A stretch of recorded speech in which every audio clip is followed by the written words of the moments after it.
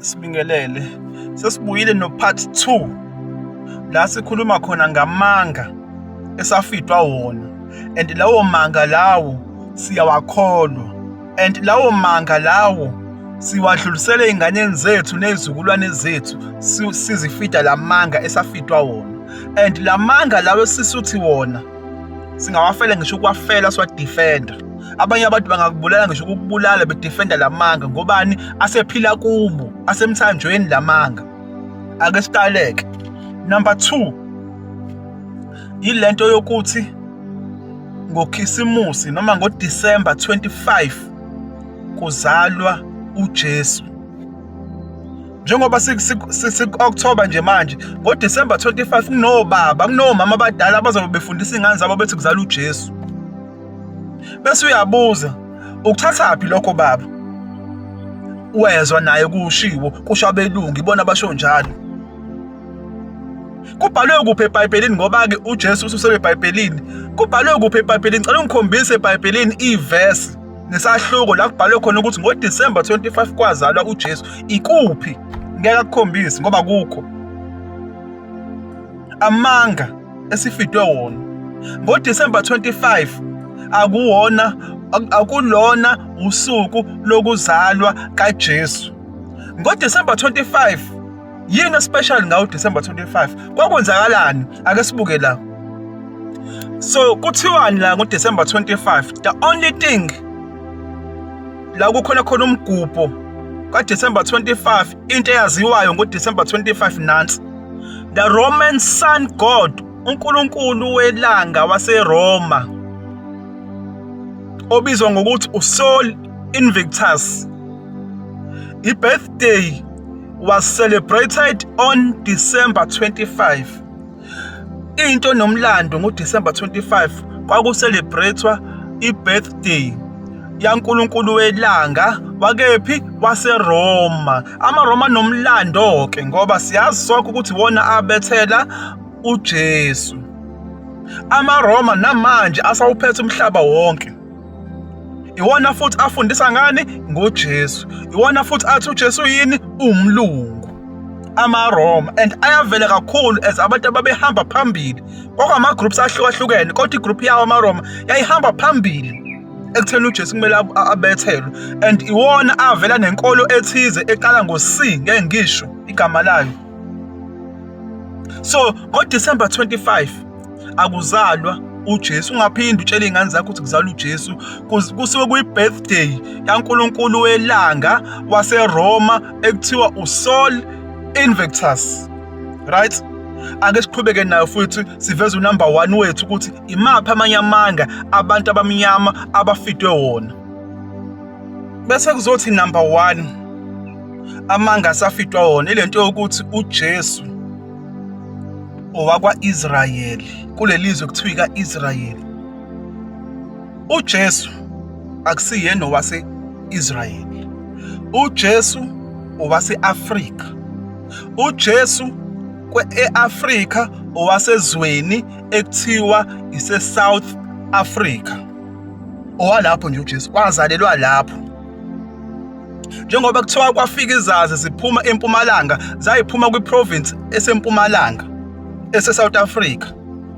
Njengoba kuthiwa uJesu wazalelwe eBethlehem, leyo Bethlehem ise-Free State, kwiprovince ekuthiwa ise-Free State. Kunendawo ekuthiwa ise-Bethlehem, kodwa leyo ndawo ayidumisiwe kakhulu.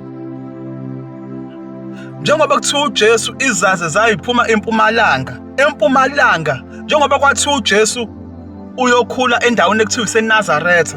Indawo eseNazaretha isempumalanga, kodwa leyo ndawo lacishwa igama layo, kwathiwa iseMiddlesbrough manje. Right? So ngicela ukuthi sibuke le video before ngithula ubufakazi ukuthi uJesu owase-South Africa. Greetings all, welcome to Season Hour, the platform where we speak truth to power. You're looking at Vladimir Putin, president of Russia, showing us the real face of Jesus Christ, or Yeshua. Is showing us that he is indeed a black man. That is really telling us the truth and we need to really recognize that. I wonder what your thoughts are on this. Thank you very much. Now sibonile ke lapho kwevideo ukuthi nangu president wase Russia uyaveza ukuthi uJesu owakephi owase Africa umnyama. Now mina ngiprove ukuthi uJesu owase South Africa, right? Ubonile lapha kuleya video ukuthi ubizwa ngobani igama, akabizwa ngoJesu, kuthiwa uYeshua. Igama lakhe langempela vele uYeshua, not uJesu. That is why amaXhosa ayethi uYesu. uYesu uphuma kuleli gama elithi uYeshua, yabo? Y-E-S kuzoba u-U lapha emva kwa H, uYesu, not uJesu. AmaXhosa iwona nomlando wokuthi ibona abantu ababanenkani ekutheni bangayidedeli izinto zethu. Zonke ezinye wonke amanye ama-tribes kwabalula ukuthi akhohliswe, kodwa amaXhosa iwona abambelela. So that's why akwazi ukubamba igama elithi Yesu, angalamukela leli lithi Jesu. Yabo? uYesu uphuma egameni ekuthiwa uYeshua, as isikhathi sihamba i-pronunciation yagcina sithi Yesu, right? Siphinde siqhubeke nayo sichaze ukuthi leli gama leli lithi Jesu into engekho, into eyakhiwa amaRoma bedukisa abantu. uYesu uyena lo owayemnyama, right? uYesu uyena lo owazalwa eBethlehem eFree State. uYesu uyena lo okhokho bethu ababethi mhla sebonakala thina siyofana naye. Lo Yesu ubase South Africa. Ibupho obunye ubufakazi ukuthi ubase South Africa? Njengoba kuthiwa uYesu wase Nazareth, iNazareth ikhona eSouth Africa, isishintshiwe ke igama sekuthiwa iMiddlesbrough.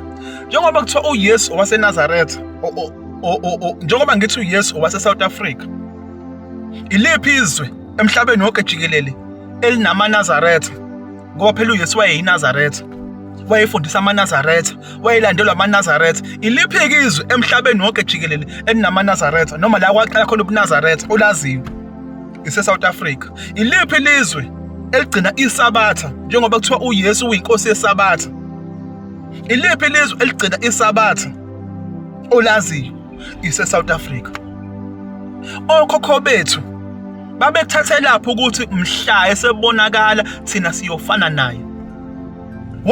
Why okhokho bethu babesho njalo? Why babekuthathe lapho lokho ukuthi uyabuya? Yini edala ukuthi bangamboni manje? Ingoba bazi uJesu.